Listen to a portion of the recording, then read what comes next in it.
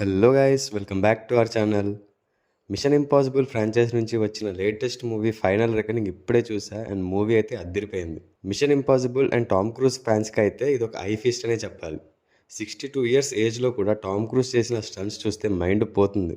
Edge of the seat thrill feeling 100% ఇస్తుంది, no doubt. Previous movie Dead రెకనింగ్లో వదిలేసిన loose ends అన్నిటిని కలుపుతూ ఇంకా కొన్ని previous movies references and payoffs కూడా ఉంటాయి.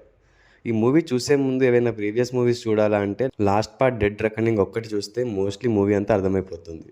బట్ ఇంకా కొన్ని ఇన్ డీటెయిల్గా తెలియాలి అంటే థర్డ్ పార్ట్ కూడా చూడొచ్చు. డెడ్ రెకనింగ్లో సెవాస్టోపోల్ని కనుక్కుంటే ఎంటిటీని డిస్ట్రాయ్ చేయొచ్చు అనుకుంటారు కదా, కానీ అది ఒక స్టెప్ మాత్రమే. అసలైన ఎంటిటీ మాస్టర్ ప్లాన్ ఏంటి అనేది ఈ మూవీలో మనకు తెలుస్తుంది. అండ్ ఎంటిటీనే కంట్రోల్ చేద్దాం అనుకున్న గేబ్రియల్ ప్లాన్ సక్సెస్ అయిందా లేదా అని మూవీలోనే చూడాలి. ఈ మూవీలో యాక్షన్తో పాటు ఎమోషన్స్ కూడా చాలా బాగా వర్కౌట్ అయ్యాయి. అండ్ మోస్ట్లీ ఫస్ట్ హాఫ్లో కొంత పార్ట్ ఎమోషనల్గానే వెళ్తుంది.